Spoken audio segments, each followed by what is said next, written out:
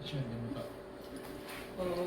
네, 이제까지 이제 여러 가지 자료, 통계 뭐 등을 보면서 우리 사회의 노동 인권이 이제 어느 수준인가라는 것을 좀 봤습니다. 근데 왜 이럴까? 그러니까 저는 왜 유독 노동제가 좀 이럴까 이런 생각 사실 많이 해요. 네. 그래서 왜 이럴까? 와 관련되는 게 이제 저는 노동인권 감수성의 문제가 굉장히 중요하다라고 생각을 하는데 가장 근본적인 원인은 저는 노동에 대한 부정적인 인식이 있다라고 생각을 우리 사회에 합니다. 네. 그러니까 이게 지금 서울대교구에서 청소년들을 대상으로 설문조사를 한 내용이거든요. 청주교 서울대교. 네네네. 네. 노동이라는 말을 들으면 가장 먼저 떠오르는 게 뭐냐 라고 설문조사를 했을 때 대부분의 청소년들이 노동은 힘들다. 힘듦, 노력, 월급, 직업 등등으로 나오는데 가장 이제 압도적인 거는 노동은 힘들어 라는 답변이 나오는 저 다섯 거죠. 번째 얘기 재밌네. 망치는 공부. 네, 많지는 자, 그래서 다음 이제 질문을 했어요. 그러니까 노동하면 힘들어요. 그 두 번째 질문은 자, 그러면 청소년들에게 노동자라고 했을 때 떠오르는 직업이 뭐냐라고 설문조사를 했더니 가장 많이 나오는 게 아파트 경비원, 그 다음에 농부, 힘드니까 그리고 마트 계산원 뭐 등등등등이 나오고 성직자가 제일. 네네네. 네. 그래서 그러니까 이거는 결국 노동이라는 말, 사실 노동이라는 말 자체는 그냥 일한다 라는 것 그 이상도 이하도 아니잖아요. 근데 우리 사회에서 노동 문제 내지는 뭐 노동자, 노동이라는 말을 들으면 그거는 그러니까 정말 그 뭐 육체 노동을 하면서 아주 힘들고 어려운 일을 하고 이런 것이 그 노동을 하는 그런 직업군이라고 생각을 하는 거고 죄송합니다. 노동이라는 노동자라는 노동자라는 직업이라고 생각을 하는 거고 그런 생각을 하면 이 청소년들이 나는 내가 커서 노동자가 될 수 있다라는 것을 들으면 굉장히 충격을 먹겠죠. 그렇죠? 나는 커서 절대 난 근데 한 가지는 되지 않을 거야. 그 노동에 대해서 노동하면 어떤 생각이 떠오르느냐 해서 힘들다 이게 부정적인 거. 노동하면 아니 힘들다는 것은 부정적이지. 편하면 좋잖아. 편하면 좋잖아. 아주 힘든 일을 하는 게 노동이다라고 생각하는 거예요. 힘든 그러니까 일. 쾌적한 사무실에서 컴퓨터 쪽 이런 거 노동이라고 생각하지 않는 거예요. 네. 그래서 사실 그것도 그렇게 노동인데. 아주 힘들다, 노동이 힘들다. 그래서 그 힘든 거를 어떻게 안 힘들게 해야지, 즐겁게 해야지 이렇게 긍정적으로 생각할 수 있는 거. 그건 이제 고치는 거고 일단은 노동. 그 자체가 부정적인 인식이 너무 강해요. 노동이라는 말 자체가 힘든다는 거예요. 서바이브라는 게 힘든 일. 레이버라는 게 힘든 일 맞아요. 그러니까 아까도 얘기를 했던 것처럼 이제 이 노동이라는 것은 일하는 것이고 사실은 먹고 살기 위해서 월급 받기 위해서 어디에든 고용되어서 그게 일반 직장, 작은 직장이 되었든 아니면 국가에 고용된 국가공무원, 학교에 고용되신 교수님 이제 이렇게 계신데 사실 다 노동자거든요. 근데 이 노동자라는 것에 대해서 굉장히 이렇게 좀 아주 우리 사회 일부의 특수한 직업군이라고 생각하면 결국은 노동 문제라는 것도 우리 사회의 보편적인 문제. 나도 당연히 노동자가 되는 거고 나도 나 역시 당면할 수 있는 문제라고는 생각하지 않는다는 거죠. 그렇죠. 그래서 노동인권 감수성이라는 것이 사실 노동 문제를 내가 접하게 되었을 때 그것에 대해서 내가 공감하는 힘이라고 할 수 있겠죠. 예를 들면은 그러니까 내가 어떤 뉴스를 보거나 아니면 내 주변에서 실제 일어나거나 이런 것을 봤을 때 내가 그 문제에 대해서 어떻게 생각을 하고 어떻게 받아들이고 그 노동자에게 감정이입을 해서 공감할 수 있는가, 공감하는 힘에서 사실은 노동인권 감수성의 문제도 시작이 될 수 있는데 노동 문제가 단순히 이제 뭐 임금의 문제, 노동 조건의 문제에 그치는 것이 아니라 노동조합의 문제도 사실 노동 문제이거든요. 근데 저는 우리 사회에서 많은 사람들이 이 개인의 노동권의 문제에 대해서는 감수성의 정도가 많이 저는 높아졌다고 생각해요. 많이 한 사람. 네. 감정 노동이라는 것도 사실은 과거에는 굉장히 좀 그렇죠. 드물었던 네. 그 말 자체가 굉장히 드물었던 말인 건데 이제는 이게 굉장히 좀 보편화되었고 법으로까지 이제 만들어지고 그 감정 노동자에 대한 문제이든지 그러니까 개인의 노동 문제에 대해서 사람들이 이제 공감 그렇죠 갑질에 대한 감수성 이런 것들도 저는 많이 높아졌다라고 생각을 하는데 이 집단의 노동 문제 예를 들면 노동조합이라든지 파업이라든지 이런 집단의 노동 문제에 대한 감수성은 저는 오히려 더 이제 후퇴하는 것이 아닌가라는 생각이 드는데 그건 잠시 후에 다시 역사적으로는 그런 것 같아요. 우리 그 박정희의 권위주의 시대에 거의 대한민국의 기틀을 세웠을 것 같은데 그래서 당시에 지금도 그렇지만은 노동 문제가 공안이잖아요. 그렇죠. 공안. 그러니까 노동이라는 건 뭐냐면 공적인 안전을 해치는 불온한. 그러니까 이게 굉장히 웃기는 거잖아요.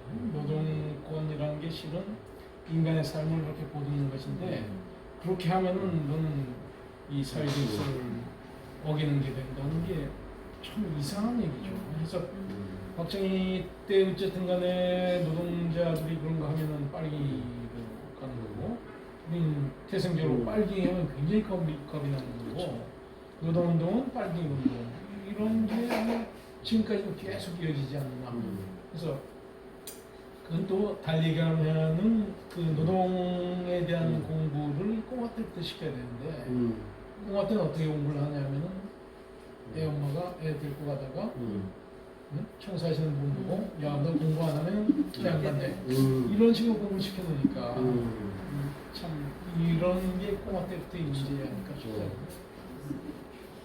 그래, 그 노동조합에 대한 집단적인 집단 행위, 파업이라고 하는 거, 뭐 이런 거를 아주 불온시해가는 것, 우리 경제를 더 위축시킨다라고 하는 이게 하여튼 뭐 이 기득권이 그런지 모르겠는데 언론이라든가 특히 울산 같은 경우에 파업이 많이 그 대규모 사업장이 있어서 그런 경우 많이 접할 때 보면 거의 그런 식의 보도들이 맨날 나오는 거잖아요. 파업하면 하루에 몇억, 또 어느 정도의 경제 손실 이런 식으로 하면서 이게 미치는 부정적 영향을 워낙 강하게 하니까 개인이 처하는 노동 조건에 대해서는 그렇게 가혹한 노동 조건과 불합리하고 불공정하고 개인한테 뭐 갑질이라든가 불합리한 어떤 처우라든가 이런 거에 대해서는 많이 온정적으로 바뀌거나 왜냐면 내 근로 조건이기도 하니까. 근데 이게 집단화돼야 되는 것에 대해서는 여전히 그거는 좀 아까 말씀하신 것처럼 더 안 좋은 시선이 더 여전히 있는 것 같아요. 다음에도 동영상을 하나 보시는데요. 박명수와 코디네이터 어떤 이것도 여전히 무한도전인가요? 네네. 조금 봐야 되는 거.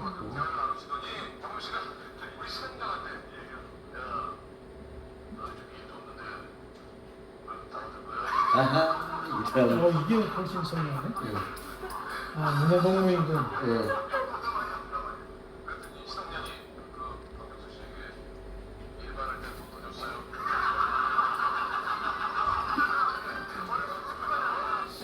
보셨죠? 예. 네. 그래서 이 영상을 보면서 제가 이제 질문을 하고 싶은 거는 이걸 보고 다 웃어요. 그리고 이제 다 유재석의 말, 박명수 코디의 말을 굉장히 통쾌하죠. 네. 그러니까 이것은 어떻게 보면은 그 이제 을로서 을의 그 노동자의 처지의 감정이입한 능력 사실은 그 감수성이 있다는 얘기거든요. 근데 우리도 이제 그렇게 이제 볼 수 있는데 만약에 이 무한도전에 등장하는 인물들의 코디네이터라든지 스텝이라든지 아니면 뭐 방송 작가라든지 이런 사람들이 자기네 뭐 임금 인상 이런 걸 위해서 예컨대 파업을 했다. 무한도전이 계속 결방되고 있다. 그러니까 지금은 사실 방송이 폐지가 되었긴 했지만 그때는 국민 예능이었잖아요. 그래서 그랬을 때도 여러분들은 그러면 그 사람들의 그 파업을 뭐 예컨대 지지해준다거나 응원해준다거나 할 수 있을까? 라는 질문을 좀 이게 그런 거가 많이 있잖아요. 그러니까 이런 영상을 하는 영화도 그렇고 그 영화에 종사하는 그 스태프들 네. 밤새 작업 많이 네, 하니까 그런 거에 대해서 얼마만큼 노동 조건을 하냐. 그래서 그때 그 누구지 저기 그 상 받은 기생충 네네. 네. 그 감독이 그런 부분을 잘 한다라는 얘기가 해서 이제 또 얘기가 좀 한번 돌았었고 지금 요새 나오는 드라마 중에 슬기로운 의사생활 네. 이게 일주일에 한 편이에요. 네네. 그렇죠. 그래서 저희 그 아이가 왜 재밌는 걸 일주일에 한 번밖에 안 하냐 짜증을 막 내는 거야. 다른 데는 다 2번 하는데 그 이제 다 끝나가는데 그래서 왜 일주일에 한 번 하냐. 나중에 이제 제가 어디서 누구한테 들었는지 거기 일하는 그 사람들의 근로조건 때문에 일주일에 한 편밖에 할 수 없어요. 그 얘기를 듣고 제작 능력. 예예예. 그래서 그 우리 아이가 수긍을 하더라고요. 이제 마음에 안 드는데 어쩔 수가 없다. 근데 그런 식의 이제 그 봉준호도 그런 얘기 나오고 이렇게 가려졌던 이런 사업장에서의 노동 조건에 대해서도 조금씩 이렇게 문제 제기가 돼가고 있는 것 같아요. 그래서 영화 감독 중에서는 왜 그런 노동 조건을 지키기 위해 작업 규칙들을 네. 설정하는 분들이 점점 늘고 있죠. 네.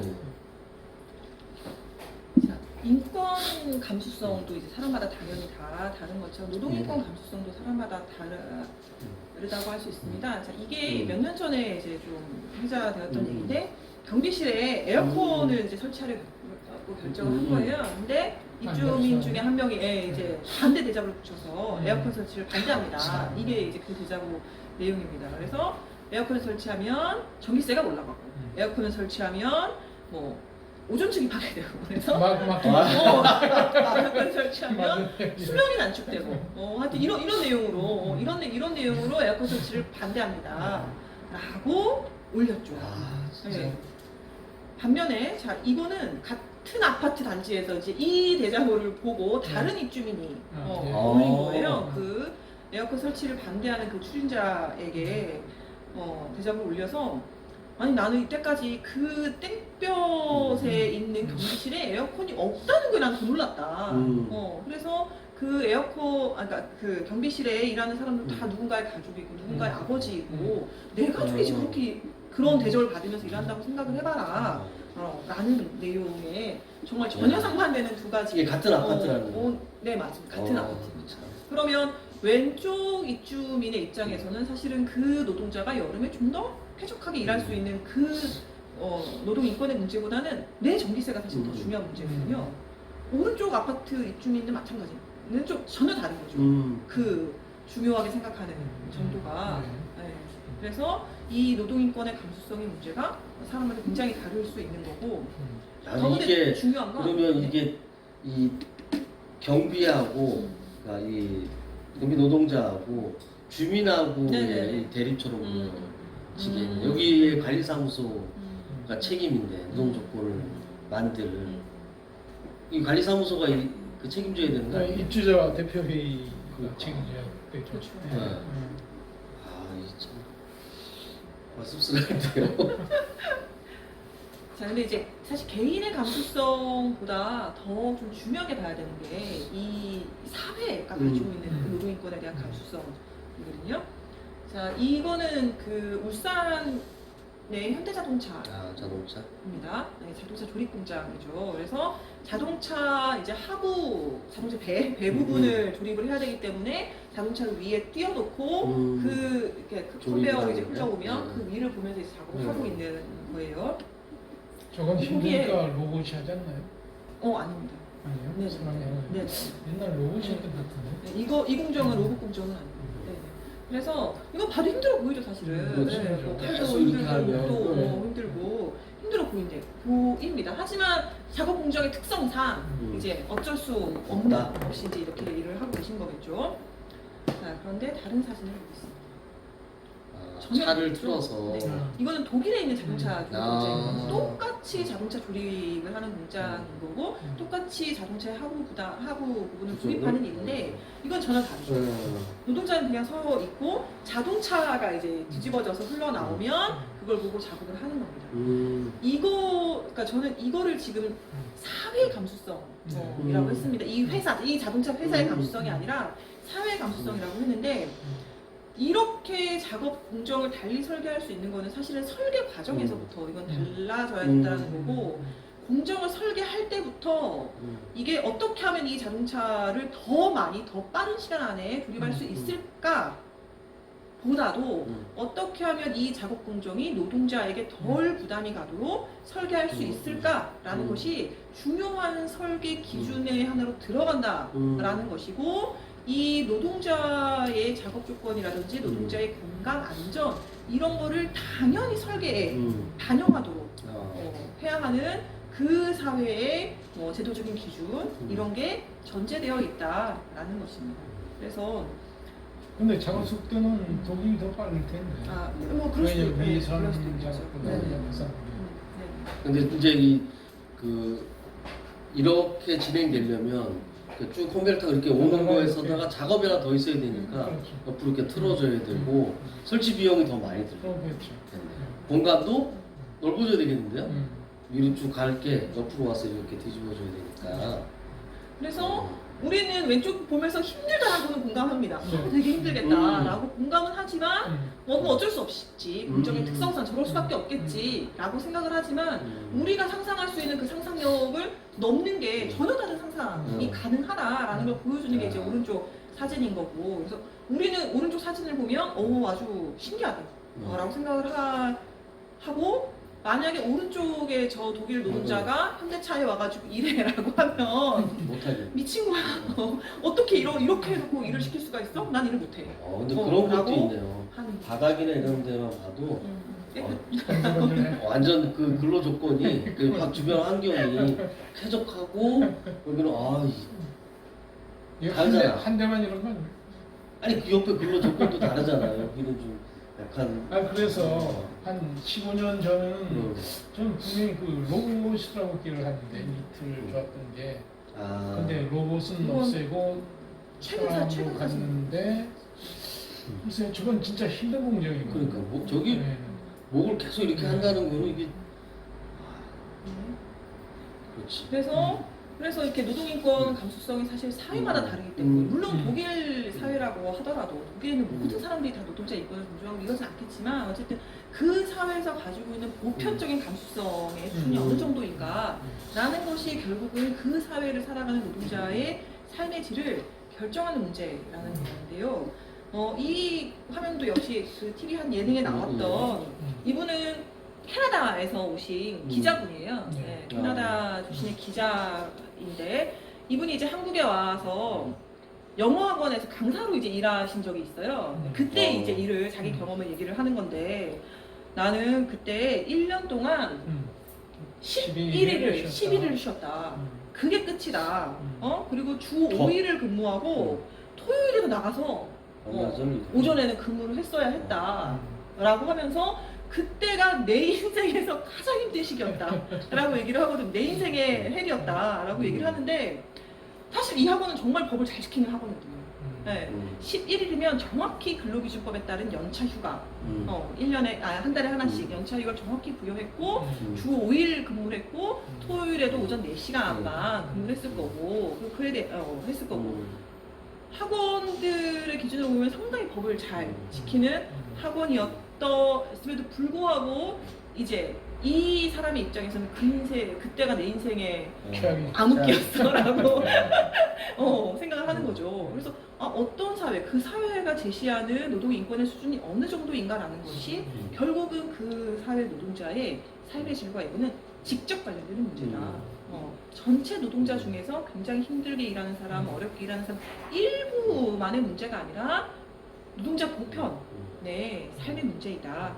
그러니까 지금 그러면 이건 법을 제대로 지켜서 준수했음에도 불구하고 이 사람의 입장에서는 기준에서는 이렇게 참담한 내가 노동에 내몰려서 이런 거잖아요. 그러면 우리나라 법을 잘 지키는 문제를 넘어서서 노동 시간을 줄이기 위한 제도를 좀 더 해야 되는 문제.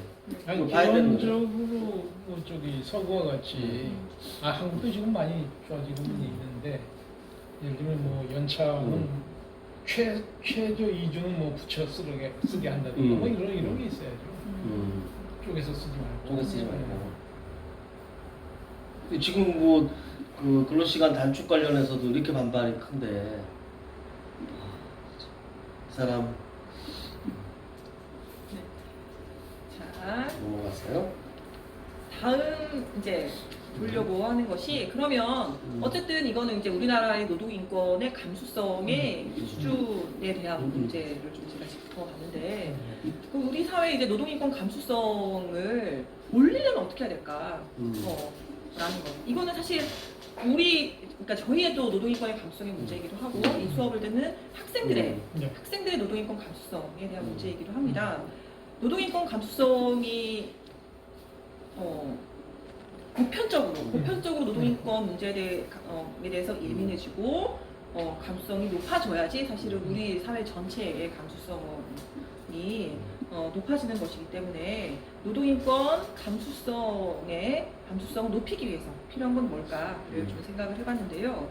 일단은 가장 필요한 첫 번째는 역시 노동인권 감수성에 있어서 저는 공감하는 문제, 공감하는 힘이라고 생각을 합니다.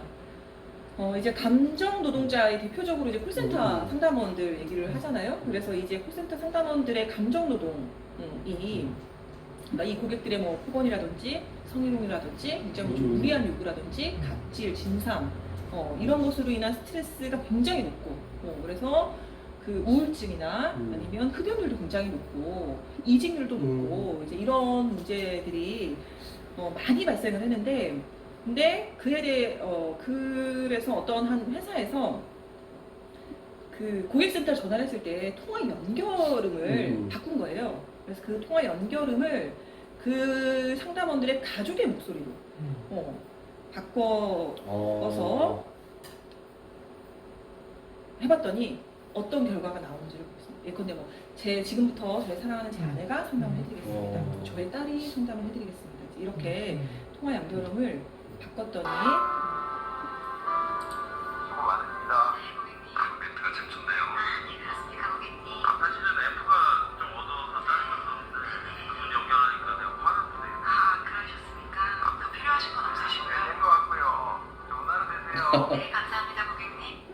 네, 통화 연결음을 바꿨을 때 굉장히 극적인 효과가 나더라는 거예요. 근데 이거는 뭐냐면 그 통화 연결음을 듣는 순간 들으면서 이제 이 사람도 누군가의 가족이고 누군가의 가족이라는 것을 순간적으로 이제 그 감정이입할 수 있는 그 통로를 만들어 주는 거죠. 네, 그래서 이 노동자의 노동인권의 문제에서 저도 역시 가장 기본적인 것, 가장 중요한 것은 공감하는 힘이다. 적어도 공감도 못하는 사회에서 그 노동자의 처지에 대해서 공감도 못하는 사회에서 노동인권 감수성의 문제라는 것은 뭐 얘기를 꺼내기도 어렵지 않을까라는 생각이 듭니다.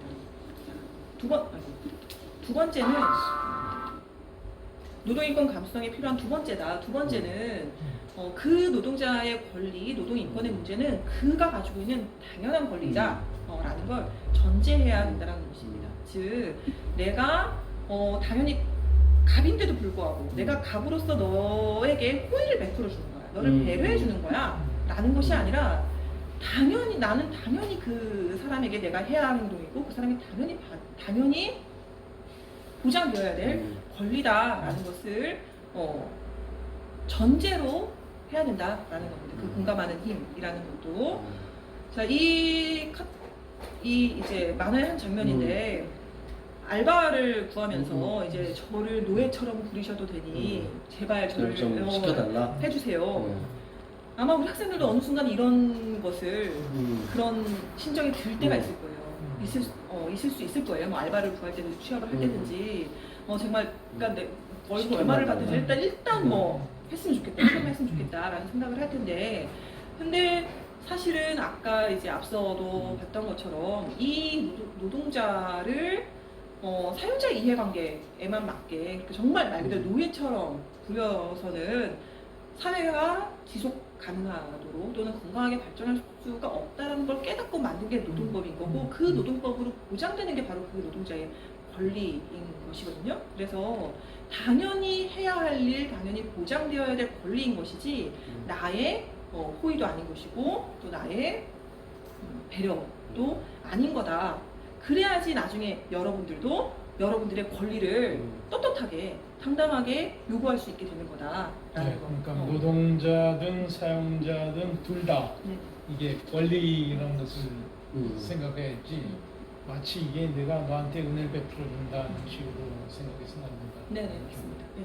그래서 이걸 내가 베풀어 주는 거다라고 생각을 하면 만약에 내 권리가 직접 관련될 때는 그 노동인권의 문제는 부차적인 게 되는 거예요. 그렇죠. 예를 들면은 지금 이거를 보시죠. 자 이게 이제 오토바이 사고가 난 겁니다. 그 청소년들이 많이 하는 이제 알바 중에 하나가 일명 그 라이더 네. 일을 이제 그 많이 하는데 그 일을 하다가 사고가 나는 경우가 많이 있어요. 사망까지 하는 경우도 드물지 않습니다. 근데 이제 그 사고의 구조적인 원인으로 지목됐던 게 바로 이 피자 30분 배달제였어요. 아. 지금은 폐지됐습니다. 시민단체들, 노동단체들이 다 이제 요구해서 폐지가 되었는데 30분 안에 피자를 배달하지 않으면 그 피자값을 받지 않겠다라는 거거든요. 근데 그러면 그 피자값을 받지 않으면 그 피자값은 누가 부담하는 거냐? 라이더가 부담을 한다는 거예요. 그러니까 이 배달 이 노동자의 입장에서는 신호를 무시하고 이렇게 해서 갈 수밖에 없는 거고 그것이 결국은 수많은 사고를 유발하는 거다라는 거죠. 그러면 내가 피자를 주문한 고객일 때 물론 소비자로서의 여러분의 권리도 있습니다. 근데 그 권리보다 더 중요한 권리가 그 노동자가 안전하게 일할 수 있는 권리가 아니겠느냐.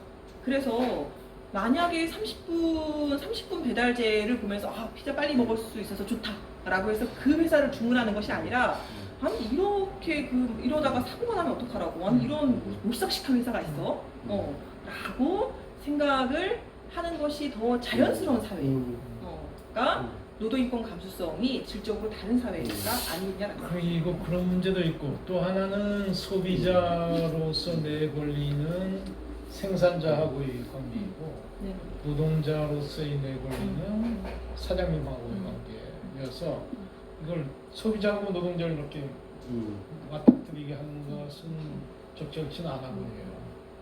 그러니까 소비자 입장에서는 노동자가 설령 늦게 가져왔어도 노동자한테 문제 제기하는 게 아니고 자기가 주문했던 사장님한테 문제 제기했었어야 되는데 지금 마치 노동자가 문제인 원흉이냐 이렇게 문제를 정리하는 이 시스템 자체에 좀 문제가.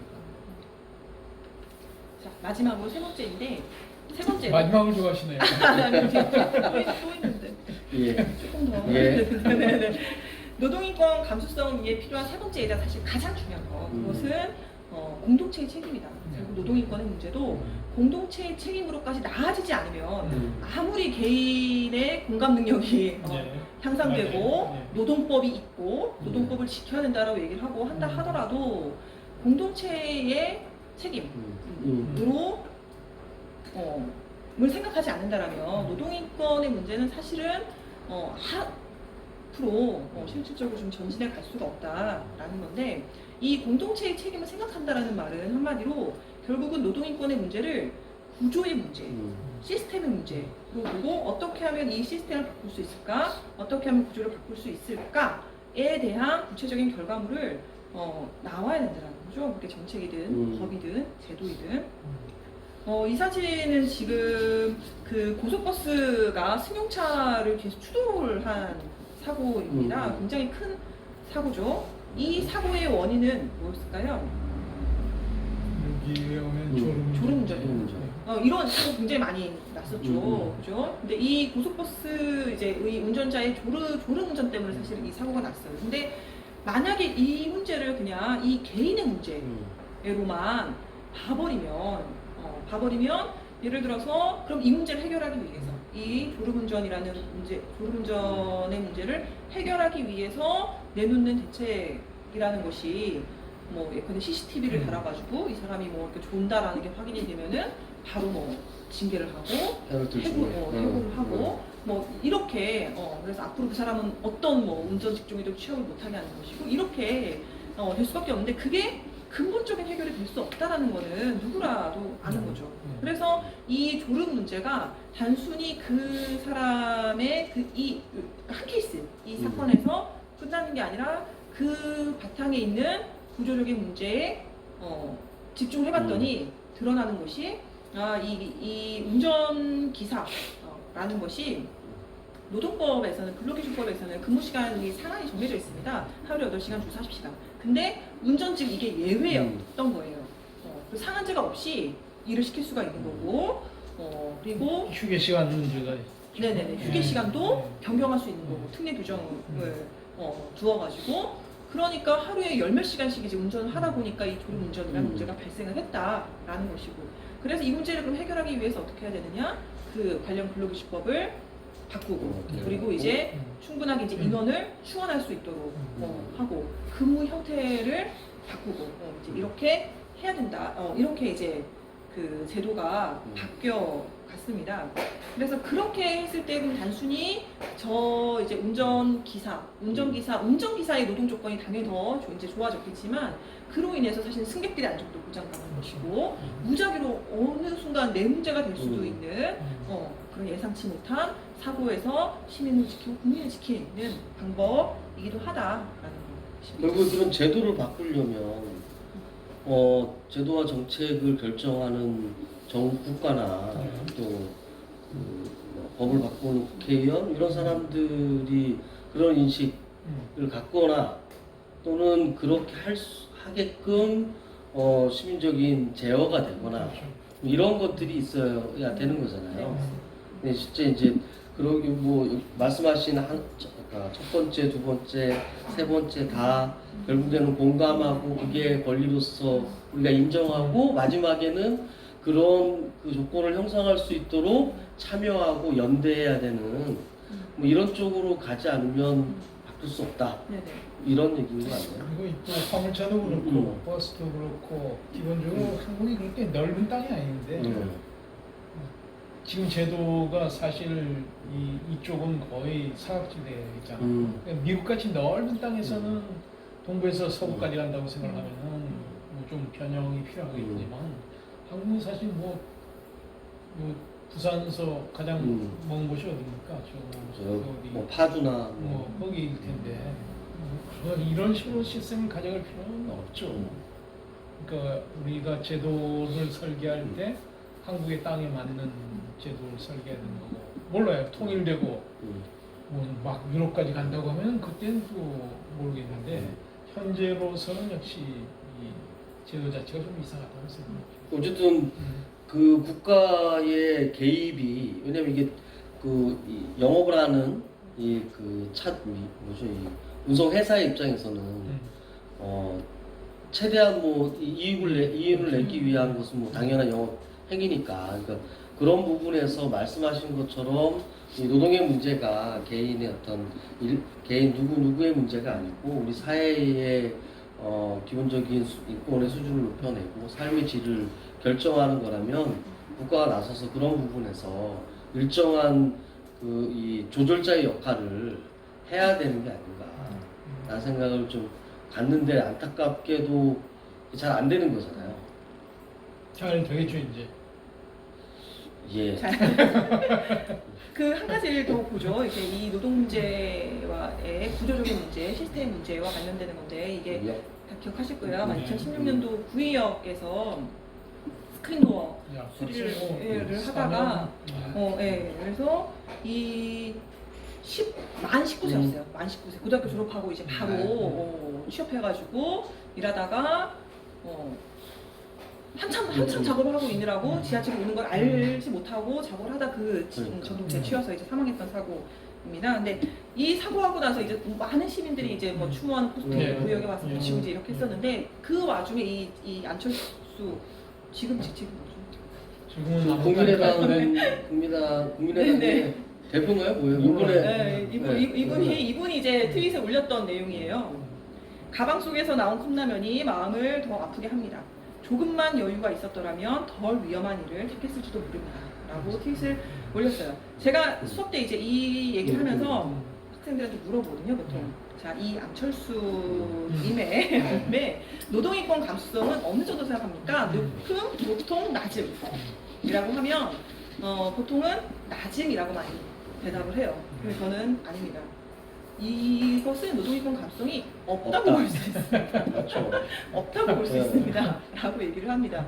왜냐하면 노동이권 감성에서 가장 중요한 거는 공동체의 문제, 구조적인 문제, 시스템의 문제에 주목해야 된다는 거거든요. 그러니까 그거를 캐치하지 못하는 것은 감수성이 없다라고 봐야 되는 건데 조금만 여유가 있었더라면 이것을 그러니까 그거죠. 그러니까 만약에 그러니까 그럼 조금만 여유가 있었더라면 뭐 더 좋은 대학에 가서 이 일을 안 했다는 근데 의미인가? 누군가 조율을 네. 해야 되는. 그러니까요. 조금만 더 여유가 있었더라면 이렇게 힘든 일 안 그러니까 이게 하고 좋은 직장 들어갔다는 얘기인가? 정치인으로서 어떻게 이런 거를 당당하게 트위터에 띄울 수 있다, 그러니까 아무런 문제의식이 없다는 그렇죠. 거예요. 예. 이게 무슨 문제인가 네. 생각. 올리고 나서는 이제 엄청 비판을 받고 이제 바로 몇 시간 후에 내리긴 했지만 어쨌든 그런 생각인 거죠. 네. 근데 이제 교수님 말씀하시는 것처럼 누군가는 해야 될 일이고 누가 이 일을 하든 누가 이 일을 하든 이 일은 안전해야 되는 일인 겁니다.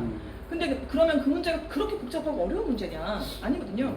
2인 1조만 하면 되는 거죠. 그렇죠. 네, 한 명이 일하고 있을 동안에 한 명이 보고 있으면 되는 네. 거예요. 야 나와. 그것만 했으면 이 만 19세 이 청년이 가방 속에 컵라면 하나가 나오는 거잖아요. 예. 그렇게 삶을 마감하지 그러니까 않는 피인 건데. 사고의 대부분이 그런 거죠. 네, 맞습니다. 2인 1조 하면은 아무 문제가 없는 것을 혼자 하다가. 근데 대부분의 사건이 다 그런 거거든요. 울산에 지난해 계속 그 경동 도시가스 그 문제도 이게 방문 노동자들이 성추행 당하고 성폭행 당하고 이런 문제 때문에 이 문제가 됐던 거잖아요. 그때도 계속 그쪽에 주장했던 거는 혼자 들어가기 때문에 그 안에 그 집에 누가 있는지도 모르고 대부분 또 이제 이런 검침하시는 분들이 여성 그렇죠. 노동자가 많은데 그 동네에 이제 잠시 나와서 일하면 된다 이렇게 해서 하는 경우가 많다더라고요. 실제는 이제 노동 조건 그렇지 않고 어느 정도 집 이상을 하지 않으면 수당에서도 깎이고 이런 건데 어쨌든 그 2명이 들어가면 그런 일로부터 안전할 수가 있는데 그걸 안 받아들인다. 그 왜 안 받아들이냐? 울산에서 받아들이면 다른 지역까지 이렇게 선례가 돼. 근데 이런 부분은 진짜로 이 성추행 때문에 그 목숨을 그러니까 자살을 했던 사건이 벌어지고 막 하면서 이렇게 여론이 모아졌는데도 불구하고 시행을 하지 않는 거예요. 그게 그 경동도시가스가 그 독점이거든요. 네. 그리고 그것을 관리하는 게 시예요. 그러니까 시가 어느 정도 의지만 가져도 위탁 조건을 바꾸면 충분히 할 수 있는 거고 그 비용이 또 많이 드는 것도 아니라고 하는데 그 자본에서는 이제 그런 식의 근로 조건에서 자기가 갖고 있던 걸 후퇴하는 거에 대해서는 한치도 내놓지 않으려고 하는 그런 생각이 들어서 이게 국가가 더 강력하게 나가야 된다. 이런 근로 조건 특히 이제 생명과 관련한 네. 작업들은 생명, 뭐 그렇죠. 안전, 네, 그래서 김영균 그 법을 만들 때도 똑같은 문제가 지금 이런 일이 계속 반복되는 작업장마다 그래서 이런 부분은 진짜 국민적으로도 이런 거에 관심 갖고 국회가 어떻게 그런 부분을 다루는지 법을 국가가 어떻게 그쪽에 대해서 입장을 취하는지 이런 정치인 안철수와 같은 이런 이 감수성이 전혀 없는 이런 행위에 대해서 좀 입장들을 계속 내줄 필요가 있다고 생각합니다. 그러니까 대표님 말씀하시는 것처럼 뭐 약간 2인 1조를 시행하기 위해서 비용도 많이 안 든다더라 이제 이런 말씀하셨는데 사실 저는 비용이 하나의 판단 기준이 될 수 없다고 생각하거든요. 네. 네. 그래서 예를 들어서 이제 그러면 이렇게 하면은 기업은 뭘 먹고 살아요? 예를 들어서 비용이 너무 많이 나갔는데 그거는 뭐 국민 세금으로 어떻게 감당을 하나요? 이렇게 그런 문제가 노동자의 생명과 그러니까 비교 대상에 올라오는 것 자체가 좀 저는 잘못됐다라고 생각을 해요. 네, 네, 그래서 만약에 그러니까 우리나라 그러니까 이게 판단이 되면 예를 들어서 어쨌든 비용 문제가 고려되기 시작하면 그러면 차라리 이 안전 문제를 해결하기 위해서 지금 당장 막 극대한 비용을 들이는 것보다 만약 이러다가 한 명 죽으면 차라리 그걸 그냥 보상하는 게 더 낫다. 그게 더 합리적이다라고 생각을 하는 거죠. 근데 그렇게 하면 안 되는 거죠. 만약에 내가 사업을 하다가 누구 한 명이 만약 산업재해로 사망을 하게 되면 내 이 사업 인생이 끝날 수 있어. 우리 회사가 망할 수도 있어. 라는 정도의 경고를 주는 사회 자체가 그 정도의 경고를 가지고 있는 사회라면 그래서 산업재해로 사망하는 것을 단순히 벌금 몇백만 원 끝나는 게 아니라 이걸 일종의 기업살인으로 처벌하고 엄청난 액수의 그 배액배상을 명령하고 이랬을 때는 그럴 때는 오히려 지금 더 비용을 부담하더라도 노동자의 안전을 지키는 것이 장기적으로 더 합리적이다. 라는 그러니까 선택이 있다는 거죠. 무엇을 지향해야 되는 가치를 어디다 둘 것인가라는 문제가 그 회사는 그럴 수 있다라는 거예요. 회사는 네네.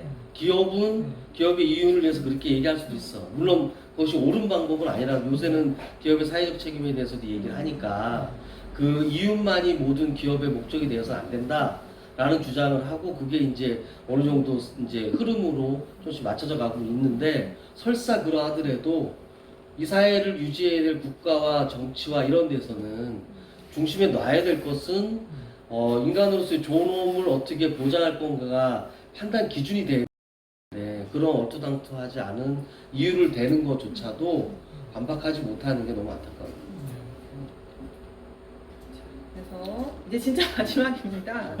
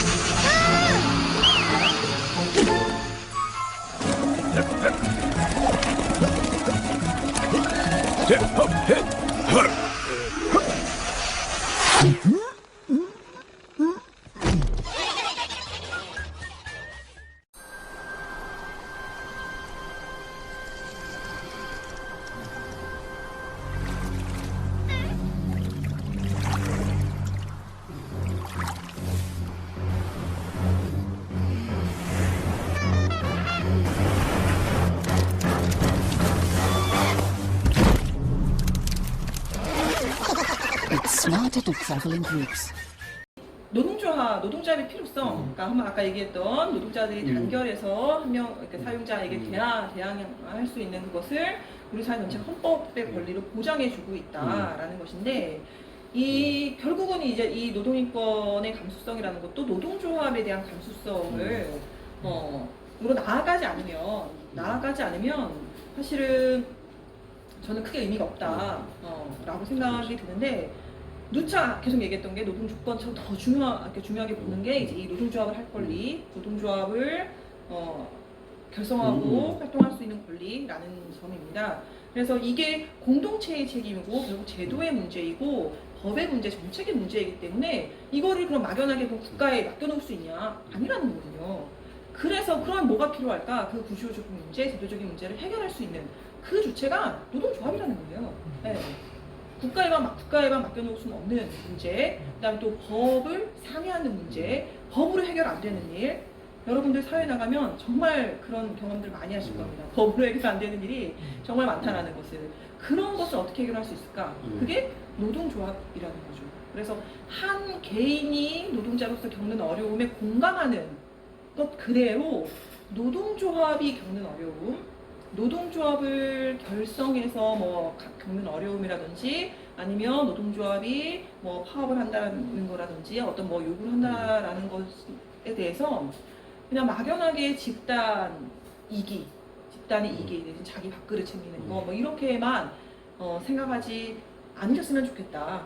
그 노동조합에 대해서 응원하고 지지하고 이런 것까지는 아니라 하더라도 저것은 당연히 노동자들이 혼자서 해결 안 되는 문제니까 노동조합을 통해서 해결해 나가려고 하는 과정인 거지.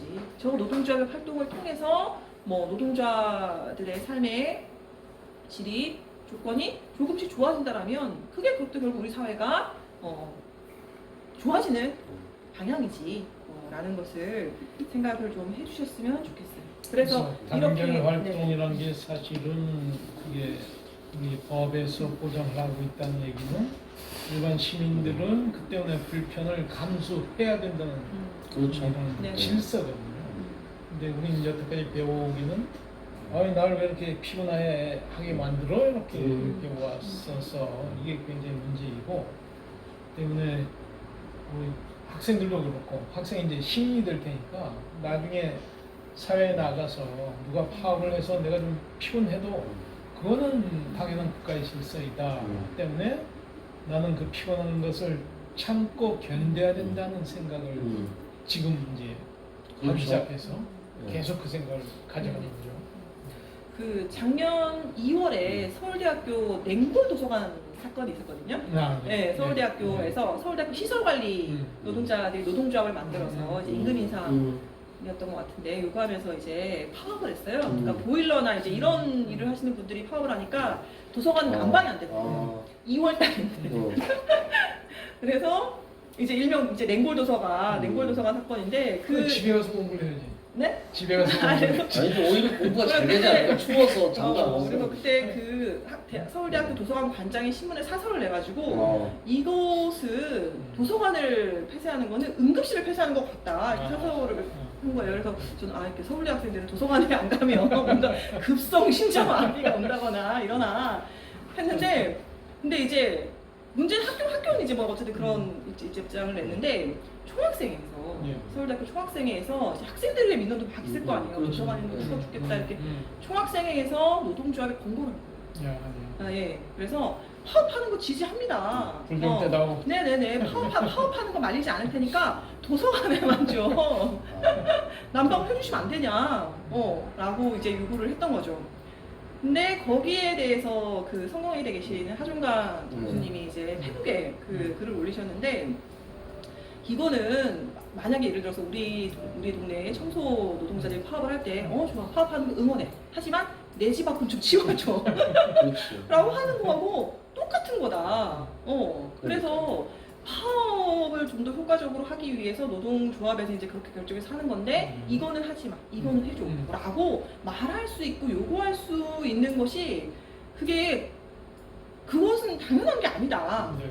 라는 그 말씀을 하셨거든요. 그리고 그때 그 서울대학교 이제 교환학생으로 와 있던 캐나다의 한 이제 학생을 인터뷰한 내용을 제가 봤는데 깜짝 놀랐다는 거예요. 그 총학생회가 그렇게 이제 내용을 보고 자기가 캐나다에서 대학교를 다닐 때 조교들이 파업을 했대요. 조교들이 파업을 해가지고 시험지를 채점을 못한 거예요. 그래서 졸업을 못한 거예요. 졸업을 못한 게 됐는데도 그래도 사람들이 대놓고는 불만을 못했다라는 거예요. 저는 중요한 포인트는 대놓고라는 거거든요. 그러니까 그분들이 보살을 안 해줘. 그래 뭐 나는 졸업을 못해도 나는 아무 상관이 없어라고 하지는 않았지만 표현을 못하는 거예요. 왜냐하면 그거를 표현하는 순간 저는 이기적이에요. 그러니까. 너는 네 생각만 하니? 네가 나중에 직장 생활하다가 파업을 할 수도 있는데 지금 너 당장 힘들다고 그렇게 파업하는 거 그 불만하고 너무 이기적이야 라고 하기 때문에 대놓고 표현을 못했다라는 거죠. 그러니까 정말 다른 사회구나. 그렇죠. 우리가 상상하기 어려운 우리의 상상을 이제 넘는 그런 감수성이구나라는 생각을 했었는데 그러니까 맞습니다. 그런 노동 인권에 대한 어떤 교육이 우리가 지금 뭐 울산도 그런데 청소년 노동 인권 교육을 하는 게 이게 취업을 그러니까 고3을 바로 앞둔 학생들 그것도 수능 끝나고 또 일시적인 시간 때우기 겸 이렇게 해서 하는 이런 식의 노동인권 교육이 어떻게 보면 노동에 대한 가치와 그 안에서의 사람의 문제 또 그것이 갖고 있는 인권으로서 당연히 보장돼야 되는 이런 가치에 대한 것이 인식이 안 되기 때문에 이게 내가 갖고 있는 불편함이나 내 권리하고 그것의 문제를 같은 결 위에다 올려놓고 사고한다라는 것 같지. 그리고 그게 너무나 당연한 것으로 보여지는 게 지금 가장 큰 문제인 것 같아요. 그래서 오히려 지지한다고 하면 파업을 지지한다고 총학생회가 집단적으로 나왔으면 우리가 좀 감수할 테니 꼭 승리하라고 하든지 아니면 더 적극적으로 연대를 한다면 같이 연대해서 학교 당국에 경고를 한다든지 이런 식으로 가는 게 너무나 정상적인 학생의 그 태도일 것인데 이게 참 안타깝네요. 그래서 이거는 이제 다들 보면 아시더라고요. 그래서 모르겠는데요. 두 사진에 차 있죠. 이거 앉아 있고 네. 서 있고. 근데 왼쪽 사진 우리는 사실 좀 더 익숙하죠. 그렇죠. 그래서 이 앉아 있는 사진을 보면 어떤 초등학생이 어때 보여요? 그랬더니 건방져 보여요. 했다고 하는데 이건 저는 상관없는 거든 2분의 1하고는 근데도 이걸 보고서 왠지 서비스가 여기는 이상한데요 불안한데라고 생각하는 것이 당연하지 않은 그러니까 그렇게 노동인권 감수성이 달라지는 사회가 결국 노동자를 더 행복하게 하는 사회인 거고 결국은 우리 사회 많은 노동자들이 사실은 우리 사회 대부분의 사람들이 다 노동자로 살아가는 것이고 그래서 지금 여러분의 옆에 있는 그 노동자가 당면한 또는 그 노동조합의 문제에 대해서 공감하는 여러분들 공감하고 이거는 노동 인권의 문제로 받아들이는 감수성이 높아지면 결국은 여러분들이 나중에 노동자로 살아갈 때 여러분들이 그 경험하게 되는 그 주변의 노동 인권의 감수성도 지금보다는 분명히 달라질 거다. 그게 우리 사회를 지속적으로 건강하게 발전시킬 거다. 라는 것을 꼭 기억을 해주셨으면 좋겠습니다. 하나가 더 있는데, 네. 네, 그래서 이거는 근데 하여튼 나중에 동영상 좀 따로 보시면 좋을 것 같아요. 그래서 이제 카푸치노 원숭이들한테 이제 오이와 포도를 주면서 아주 원숭이들 재밌는 반응을 보는 건데 굉장히 재밌습니다. 결국은 이 정의로움, 공정함에 대한 요거는 굉장히 좀 본능적인 것이 아닌가 라는 것. 그래서 이 공정함을 실현하기 위한 과정에서 우리 사회가 정말 꼭 필요하다라고 공감하고 있는 것이 이 노동 인권의 문제라는 것을 같이 생각을 좀 해주셨으면 좋겠어요. 예, 오늘 이사님 오셔서 굉장히 재미있게 또 2시간을 아주 보람차게 네. 이사님을 해서 박수로 마무리하시죠.